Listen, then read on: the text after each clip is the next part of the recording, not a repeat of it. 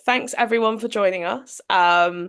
We're here to have a conversation that ties in with Nottingham Contemporary's current screen season, which is called Sonic Textures Shattered Scenes.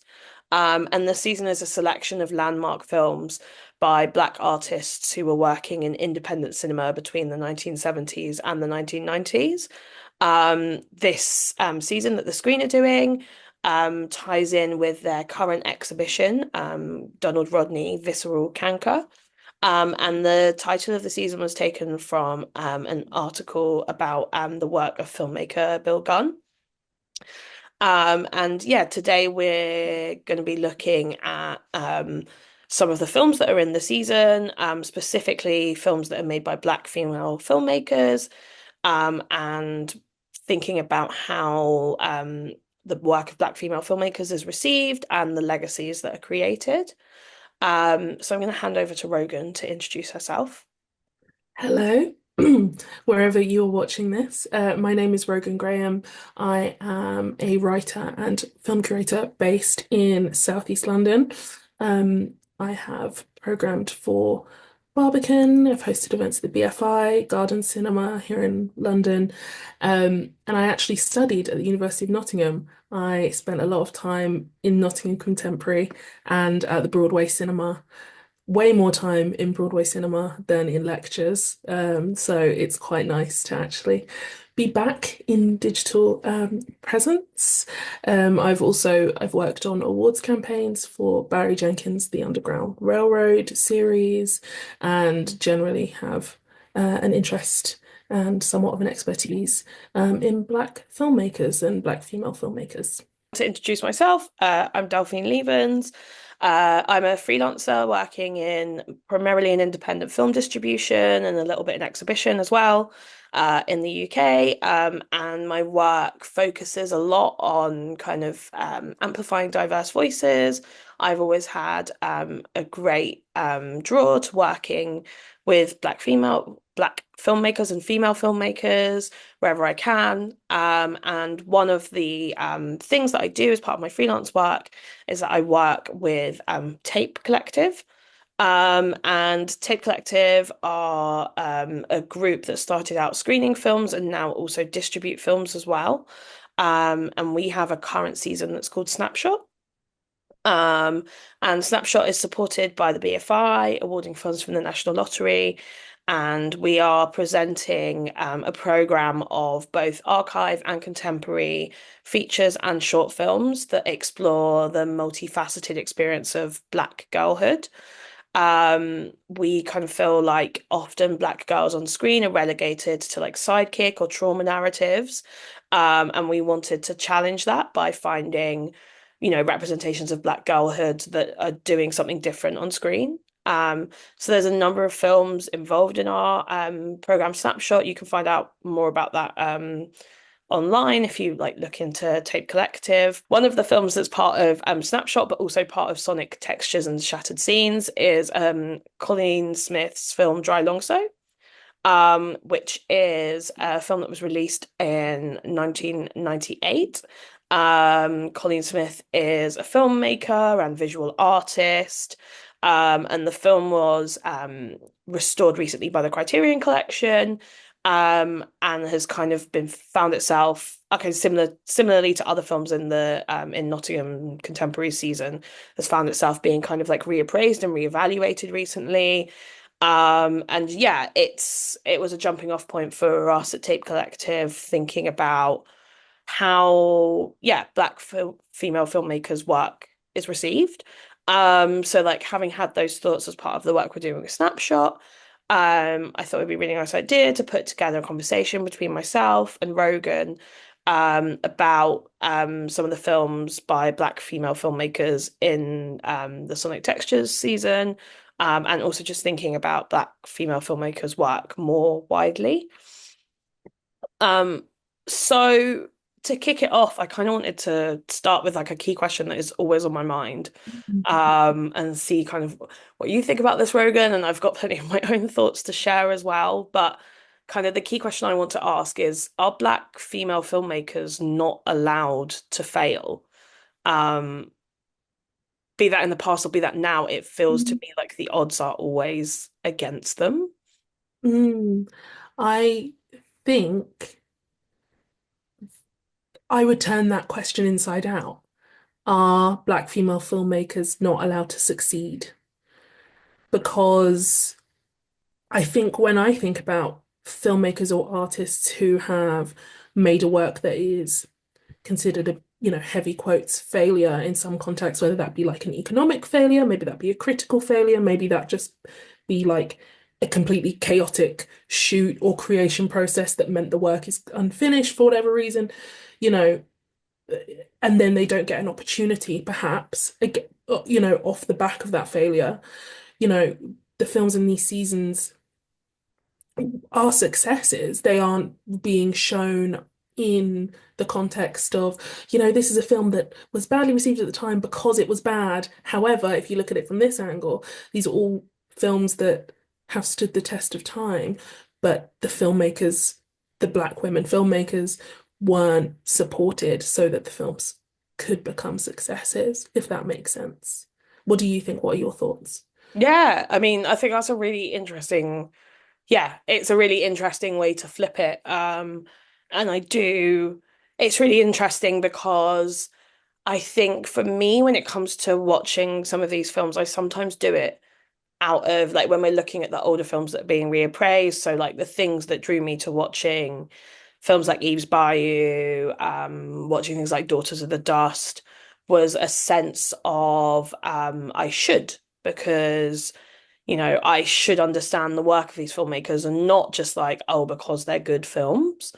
Mm, And I remember when I first watched Dry Long So, at the prompting of Isra, who's one of the other members of Tape Collective, because we'd kind of been between her and I knocking around this idea of doing something about Black female filmmakers, knowing that Dry Long So and another film called Alma's Rainbow had been remastered, as well as Just Another Girl on the IRT, which we Tape have done some screenings of and discussions around before.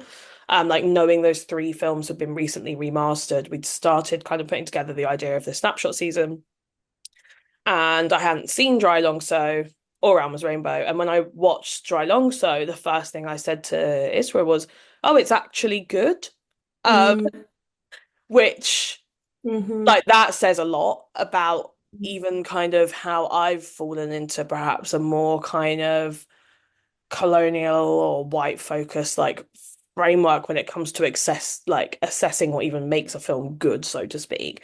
mhm. Um, but yeah, this kind of feeling sometimes that we are watching this work like out of kind of historical respect rather than just for the film, I think is really interesting and maybe a whole other separate point. But yeah, I mean, and then the more I learned about Dry Long So, it was fascinating to me and Colleen, because I was like, oh, this film's amazing and really good and has so much potential. I mean, it's not perfect, but when you consider the conditions it was made in, with very little budget, basically no industry support, etc. When you take all of those things into consideration, it's incredible what Colleen's managed to create. Um, and then obviously, I mean, people listening to this may or may not know her work kind of more in the visual arts field, but she did go into visual arts and hasn't made a kind of quote unquote theatrical feature film since. Yeah. Um, and at first I thought maybe that was just a personal choice, but the more I've read about it, and I think maybe I even asked her this myself, it wasn't for the want of trying. Hmm. Um, she tried to get other projects off the ground and couldn't. And I think that just proves so clearly what a difficult space it is to navigate, because I think everyone agrees, yeah, the film did not have much of a commercial reception on release, but I think everyone agrees that critically, Dry Long So is a quote unquote good film, whatever that means. Yeah. And yeah, I mean, it was at Sundance. yeah, it's a good Sundance in the 90s. Maybe means different things to Sundance today, but Sundance in the 90s, it was a good movie. I yeah, mean, that's Steven Soderbergh came out of Sundance. Uh, yeah. was it the 90s? Sex Lies Yeah, on or Videotape. maybe a little bit. Yeah, Sex Maybe Lies the on late, Videotape was late 80s, I think. But maybe yeah. late, but that was the reputation that those were the Yep. filmmakers coming out of the festival at that time. And then you have a black woman who makes a film that is well received there. And then, as far as film is concerned, crickets. And I think it's really interesting what you said, that kind of the response to black art as like, or art by any marginalized group. By marginalized meaning, uh, it's funny the language you use, marginalized global majority. Um, that's a whole other conversation. But like non-white, non-male, from people, queer perspectives, disabled perspectives, all of this stuff. It kind of approaching art by marginalized creators with like the view of obligation, as opposed to just curiosity about what was made and about art that is different to your experience. And then there's the double burden of the artist. It's like, oh, well, if people are going to view my work, if my art is being consumed as like a duty, then I need to make sure that it's sending these exact messages or whatever. And I think that that is unfortunately, a way a lot of work is made now. But when we're looking at these three films, Joe Longzo, Losing Ground, Eve's Bayou, these were independent makers speaking to themselves. They're very interior films, I think. And that authenticity is what makes them so good, I would say. Yeah, I totally agree, and I totally agree, and I think that is like that was what I found so arresting about these films on a first watch is precisely that because the author's voice is so clear.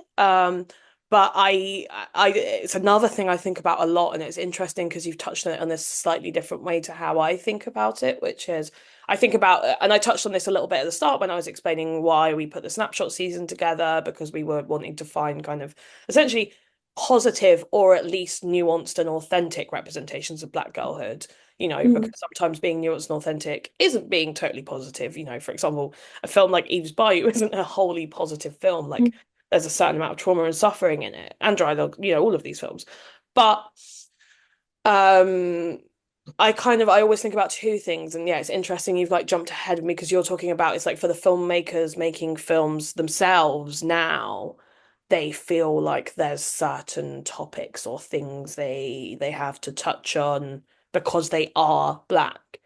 Uh, mhm, and I always think about that, and I also think about kind of in the wider context, gatekeepers and funding, and to get an independent film made in today's world is very difficult. Because you essentially, you need the buy-in of various people that are going to give you the money to make that happen. The majority, it's changing slowly, but the majority of those gatekeepers, again, are white, often male execs. So there's also this idea of presenting like a palatable vision of what you think, what white people think the Black experience is as well, or presenting it in a way that is palatable and easy for them to digest. It can't be anything that's kind of overtly critical is never really going to work on that front.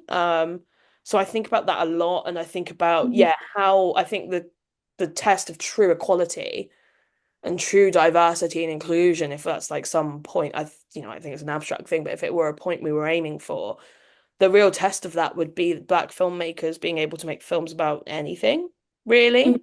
mhm. Um, yeah, I don't know if Yeah, you want to add to that. yeah. But definitely, but I think what's interesting, again, going back to these three films, or Dry Longso and Losing Ground, I think in particular, such a there's a DIY, they come from a DIY tradition. And you see it in the work that Piker makes in Dry Longso, and that character being very close to Colleen herself, and Kathleen Collins being, a professor, and her students becoming very involved in her filmmaking process, while she worked as an editor as well. And, that all kind of, and then you look more into the LA Rebellion, and how it was. a real, these works, they're not directly related to the LA Rebellion, but coming from that tradition and sort of an advance beyond that. It's they were making work that was the antithesis to the studio and to the white execs. And I think um not to speak too much about work made in the present day, there seems to be a lot less of a distinction between the funding application and the work itself. Whereas with these films, there was no funding application per se. In terms, when I say that, I mean the artists having to kind of cannibalize themselves to beg for money to get their work made. There was the tradition of just, okay, picking up a camera and doing it. And it's interesting that while technology has advanced, and I don't know how many filmmakers have said this, like you have a camera in your pocket, just go and make your film. It feels like more difficult to have that community. And I think community, again, drawing on the themes of the film, it's especially with Joy Longso, it is so essential to the artist, to the Black woman artist, um, because you need to, it's about speaking to your peers as opposed to speaking to a white exec or whoever, or trying to an imagined audience. This work, I think these works were made perhaps without an audience in mind to some degree, without the self-consciousness of an audience in mind. I'm sure they imagined their films being seen. I don't mean like that. Um, but yeah, does that make sense? Yeah, absolutely. And I think yeah, you're totally right. I think in making a kind of personally driven story, um, yeah, there's some acknowledgement of audience, but not perhaps in the like fully commercial way that, more commercial filmmaking does. And I think, yeah, it's really interesting. I was kind of thinking, formulating various thoughts as you were talking, but yeah, it's very interesting to think how in kind of formalizing the independent filmmaking process, I guess, a bit more in it being, yeah, formalized. Like if you think about the sort of films that play at Sundance now compared to something like Dry Long So or Sex, Lies and Videotape, Sundance literally really did used to stand for actually people that literally did just pick up a camera and go and make something. Whereas, you might see a film in Sundance now made by, a pretty big production company like a Focus Features or a Plan B or something like that. Um, and yeah, it's almost one of the points I'd kind of made to myself for this conversation was about the expectation of kind of improvements in on-screen diversity to be linear, and they're not. I know that, I think anyone who's kind of paid attention to any sort of period of film for kind of 5 years or more will be able to see that, yeah, improvements in diversity are never linear. And I wonder if, yeah, one of the things is that in trying to formalize the process of independent filmmaking is actually created barriers for these kind of global majority voices to access it. Rather than, I think everyone would say that they're trying to create more equal points of access, but I don't know if that's actually the thing. And then furthermore, beyond that, you were saying about kind of the whole just pick up a camera because you've got a camera in your pocket and you can make a film. It's true, but what this has led to is a vast oversaturation of content. There are too many films out there. Um, even if you look at just like theatrically released films in the UK releases around 900 films a year. Um, it's more and it's more like 1,200 in the States, I think, and that's before we've even looked at, films that only make it to festivals, etc. Mm. And so I think that also creates competition rather than because kind of the black and yeah, if you look back at kind of both UK and US, in the UK we had groups like Sankofa Collective, back in back in like the 80s and 90s in the UK. It was a much more, yeah, communal thing of making films together for their own peers. Audio Film Club. Whereas I Yeah. think the over saturation of content has created competition now between black filmmakers because it's that kind of whole tokenism. There can only be one thing. So like you want to be the one that gets picked out from the pack. Yeah, Uh, and it's you have the camera in your pocket. You don't need anyone else. You don't need to go and hire equipment, and you don't need to ask how to use it, and you don't need someone to hold the boom, and you don't need other people. Is the kind of messaging. And it is like this really unfortunate kind of crabs in the barrel mentality. But it is so interesting how we're talking about, and of course, this is an archive season about a specific period of time, and I think it's really wonderful, and I think it's very well curated season, especially seeing like the Charles Burnett and the Bill Gunn in there, and um, but there is a kind of where it feels like we're in this cycle of constantly reappraising. And then when you look at the 900 films released in the UK every year, not including the films that just made it to festivals, not including the films that didn't get distributed here, that were only distributed in the States, you know, is there as much kind of thought around or curiosity from audiences?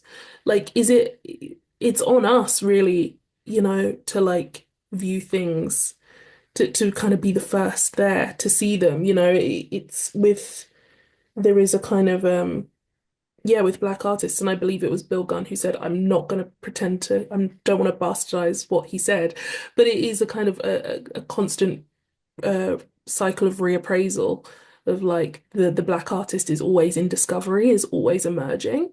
Um, when it's a we've completely lost, and maybe as audiences, I don't know, we didn't ever have that kind of peer-to-peer, you know we need to be looking at what's going on right now, right next to us. Who are the artists we know? That kind of thing, because that is how these incredible films that we are now reappraising and rescreening came to existence. So then, where is that currently around us, that we can support? Yeah, I totally agree. I totally agree. And I think it's interesting you mentioned audiences as well, because I think there's been this kind of, a lot of people have been talking recently about kind of the letterboxed effect, Mm, like how that is supposedly bringing people to reevaluate cinema. But then I'm conscious of it's creating an alternative canon, but it's not necessarily, it's still a canon in and of itself. And I think it's good that we are going, it's becoming easier and easier to access something like Dry Long So because it's been restored. Before that, if you wanted to seek these things out, you were having to try really hard. But even do you know what I mean? We're now, even in creating alternative canons, they're still canon. So there's still, yeah, yeah, we're still sure. trapped in cycles of reappraisal, which Absolutely. is, yeah, it's difficult. The other thing I kind of just, because I was just thinking about him, and it's one we've touched on slightly less, Eve's Bayou and Cassie Lemons, because I think it's interesting because obviously with Dry Long So, like we have a story of what happened to Courtney Smith's career. Obviously, with Losing Grounds, Kathleen Collins sadly passed away, so we'll kind of never really know what her career might have been. But with Eve's Bayou and Cassie Lemons, that kind of left me with one to kind of look at what does, again, like thinking about reappraisal and progress and everything else, like what does a career look like? How does it fit into kind of, and Cassie Lemons has made, a lot of films since Eve's Bayou. But it did strike me as kind of, I was thinking about it, her two most recent films, one more successful than the other, I Want to Dance with Somebody and Harriet. Mm, I mean, I think that Harriet film was more successful in the US than it was here in the UK, but it was still like relatively small release. Obviously, I Want to Dance with Somebody was like a huge box office hit. But again, it brought me to this interesting place of thinking, and again, because we talked about the personal, what is it that, one of the things that Black female filmmakers are allowed to talk about is biography. I think it's always that thing of like, because I've said this before, it's the same with like period drama. If you look at like the most successful Black films, it's things like 12 Years a Slave, that are kind of rooted in those slavery narratives. But then also there seems to be, yeah, this second thing emerging of like, you can talk about biography, you can talk about one of the Black people who made it and who was known, but you still can't talk about yourself. You still can't talk about your personal experiences. Uh, yeah.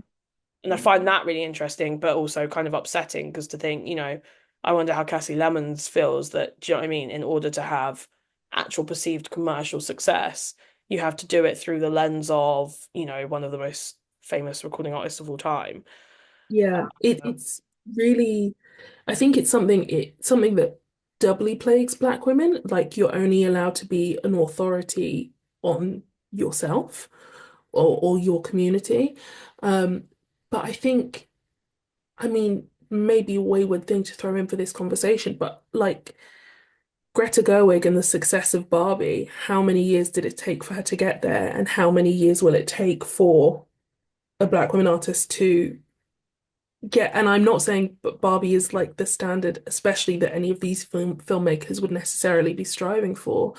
But if you're talking strictly in the terms of commercial success, it's like staggering the gaps. Um, but it actually, as you were speaking, it reminded me, and I've just pulled up this quote.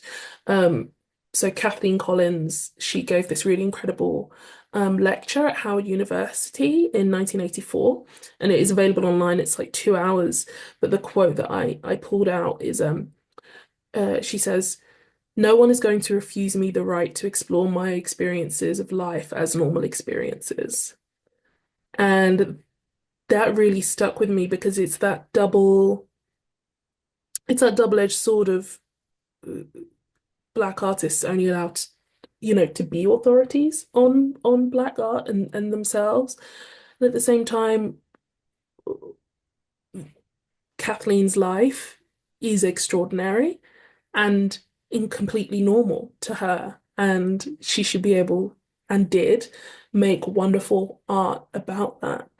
And I don't know, I suppose there's no neat bow on these kinds of things, but I suppose I would just encourage curiosity always about work of the past and the present and whatever's coming up, you know?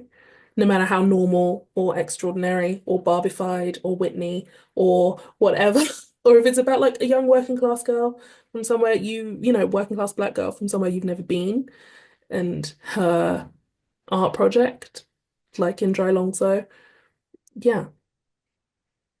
No, I totally agree with you. That's such a wonderful quote. So thanks for sharing that. I totally agree that yeah, there needs to be an openness to because that's what the beauty of film is at the end of the day. Do you know what I mean? Is like allowing someone to tell you a story. Mhm. Um, whoever they may be and whatever their experience might be. One of the things we haven't really talked about, but like I wanted to touch on briefly, just because I mean I think it's relevant to this conversation with like obviously it's a very US focused conversation, and I think it will always be the case that, the majority of black filmmaking and black female filmmaking is coming out of the US. But I kind of first popped into my mind when you mentioned like Sundance as I guess like a badge of quality earlier. And I was Mm. starting to think a little bit about other festivals like that, particularly Cannes, kind of in the European space, and what Cannes means. And I think anyone listening to this, I'm sure, will be aware of kind of the various accusations that have been leveled at the Cannes Film Festival in terms of their engagement with diversity. Um, but again, I was thinking about a film I worked on a bit, Banana Dama, which was released earlier this year by Ramata Tulaisai. I've probably butchered that pronunciation. But again, that's a film that played in Cannes. I can't remember if it was in competition or one of the other like sidebar things, but it's really again really interesting to look at. So yeah, Banana Dama, which kind of played alongside some other films in Cannes in 2023, and Banana Dama being a Senegalese film. And again, like how that was received compared to some of the other films it played alongside in the festival. And if you're calling it a mark of quality, then arguably, I mean, this is redundant in my view, but if you're calling it a mark of quality, then you would argue that all films with that Cannes laurel are of the same standard and quality, right? But from my own personal experience, again, it's really hard to tell these stories because you're leading the creative, and the pitch of this film to audiences is, here is a black female character who's at the forefront of this story, and not only that, she's a relatively kind of, I hate this phrase, but quote unquote unlikable character. And yeah, so I'm not entirely sure where I'm going with this point. I just kind of wanted to muse on the fact that this is not like US centric thing. There are kind of parallel conversations happening in Africa and in the UK, and probably, whole conversations like discussions we could have about that too. Uh, Mhm. Absolutely. Absolutely. And I think what's interesting about, I mean, about Colleen Smith and Kathleen Collins only made two traditional features between them. And Casey Lemons has had a more lucrative, career in feature filmmaking. Um, and when you look at, yeah, some of the incredible filmmakers like more contemporary working and released in the past few years. So, Rain Allen Miller or Ramata, or I mean Savannah Leaf or Ajiro Onoshile, who directed Girl. Um, hoping and crossing our fingers that they get second features that we can go and support, and that films like Rylane or Benel Nadama, you know, don't necessarily need to go through this reappraisal cycle in 15 years, in 20 years. They don't necessarily need to be rediscovered because those filmmakers, those Black female filmmakers, will be supported and endorsed and allowed to make their work in whatever way they see fit, provided that they want to, and hope that the industry is kinder to them than it was to Colleen Smith. Um, yeah, Absolutely. Although, I mean, to tell a cautionary tale on that front, you've also just made me think of Nia DaCosta, who I believe yeah, is actually British but works in the US now. So, her first film, Littlewoods, or it was called Crossing the Line here. It's like a small, I mean, again, kind of not necessarily, I mean, it features a black female character, but it was a fairly nuanced film. Like, it was about a bunch of different things. Um, she then did the Candyman remake, which is a lot more about black experience, but again, like getting to play with genre, like, I guess thanks to Jordan Peele for letting black people be allowed to make horror films. But then it's really interesting to look at what became of the Marvels, because I definitely feel like it was an element of tokenism from Disney that they were like, oh, we better get a black female director in quick. Who's hot? Let's get the Candyman director. And then it's like the film didn't turn out to be what they wanted it to be for whatever reason.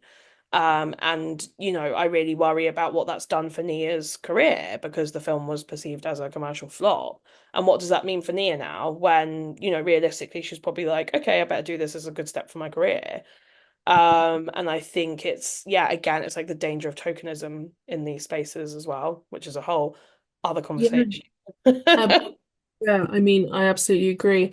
I will say though, Nia, I believe, is working on a film. She's working on Hedda Gabler with Oh, Tessa great. Thompson. Oh, there you go. So She's okay. that's fine. But it's true. It's the glass cliff, you know? We'd really encourage you to check out the films that are in the season. I mean, there's three by male filmmakers that we very rudely basically haven't mentioned.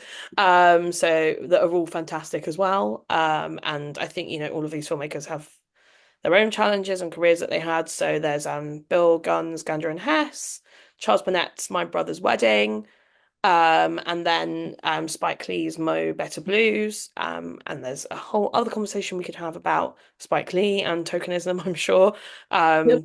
Yeah, moving on from that. The kind of, yeah, the three films that were our jumping off point for this conversation are Losing Ground by Kathleen Collins, Dry Long So by Colleen Smith, and Eve's Bayou by Cassie Lemons. They're all kind of fantastic films in their own rights. Losing Ground, I believe, was the first ever feature film made by a black female filmmaker in the US. And it, yeah, really was barely seen when it was made, and sad and good. It's become this like posthumous success for her. And Mm. then, yeah, Dry Long So, it's kind of, yeah, this like fascinating film by Colleen Smith. That about a young girl that basically is living in California and taking pictures of like the young black men in her neighborhood. And then yeah, Eve's Bayou, again, like a completely different film, about kind of yeah, the intricacies and like the unraveling of, I don't want to do any spoilers, but like unraveling of and coming in age of someone like a young black girl within her family. Uh Mhm. yeah, have you got anything you want to add about those films? I think I just think they're all really wonderful, like genuinely really great films, and I think there's some really excellent writing on them, especially as they've been restored and reappraised in the past decade or so. I believe Losing Ground was restored in 2015. Dry Longzo was at 2022, I Yeah. think, and I don't believe Isbo's been restored, but was kind of more widely Yeah. shown and received at the time anyway. I feel like it was a bit of a home video hit for Black families. Um, Yeah, I think Sam having Sam Jackson in it, it was a Exactly. bit Have more. Sam Jackson in your debut. I believe this was a directorial debut. And I Yeah, mean, we haven't even touched on the fact that these are three debut features, yeah, wow. I mean, which is like really incredible. But in preparation for this, there was an interview I read with Kathleen Collins' daughter. Nina Lorez Collins, who she shepherded the restoration and the release of her books and plays, and um, there's a really wonderful interview with Taylor Montague, who's a writer and filmmaker in her own right, in Filmmaker magazine from 2021. And it's just this really in-depth conversation about the emotional process of Nina restoring her mother's work, about who Kathleen was as an artist and as a mother, the kind of the logistics, and but also just what it meant to her that people actually engage with her work. And I think that it's really beautiful. And yeah, that's on Filmmaker magazine. I'm sure if you Neela Lorez Collins interview, it'll come up. And then there's also a book which was released in like the late 80s or the early 90s. But I revisit it. It's Black Women, if you can even see this, yeah, Black Women Film and Video Artists, edited by Jacqueline Bobo. And it just gives so much more detail on the tradition of Black women filmmakers. It's focused on, America. It's predominantly American, but I feel like um, that's relevant to this program and this conversation. I got it on eBay, uh, which is where you can find most of the best film books, truthfully, if you don't want to part with real hard cash. So yeah, they would be my recommendations. But I think stay, curious, stay curious. I didn't want to say that because that's so cheesy, but but it is. If you were curious enough to come and see these films at an art gallery in the East Midlands, you know, don't stop there. Keep looking. Uh, yeah. yeah, absolutely. And I think yeah, these films are such a great jumping off point, and I mean, not to plug the snapshot season, but even more. But there's some great, Alma's Rainbow and Just Another Girl on the IRT are really nice companion pieces to Dry Long So, to I think also debuts made by Black female filmmakers around the same time. Kind of all exist in that really nice like 90s time capsule. And then there's a shorts program in Snapshot as well, where we've got kind of a balance of older and newer shorts. And I mentioned Sankofa Collective earlier. One of their shorts is in there. So there's like and there's a Ngozi and Rora short in our shorts collection as well, which again kind of shines a little bit of a light on what Black female filmmakers were doing in the 80s and 90s in the UK. Um, and then yeah, I'd recommend kind of diving into some of the other filmmakers we've mentioned, um, like Ramata Tulaisai. We've not even mentioned Matty Diop, but Matty Diop, Savannah Leaf, Surf Mama, Rainella Miller's Rye Lane. Like there's so much being made kind of in contemporary cinema as well. And I think, it's on us as audiences to get out and see those now so that they don't have to fall into that cycle of reappraisal, I guess. Mhm. And yeah, I'd say on my reading recommendation, I mean nothing groundbreaking, I don't think, but I always have really enjoyed and have been rereading recently some of Bell Hooks's cinema criticism and Bell Hooks's writing on cinema.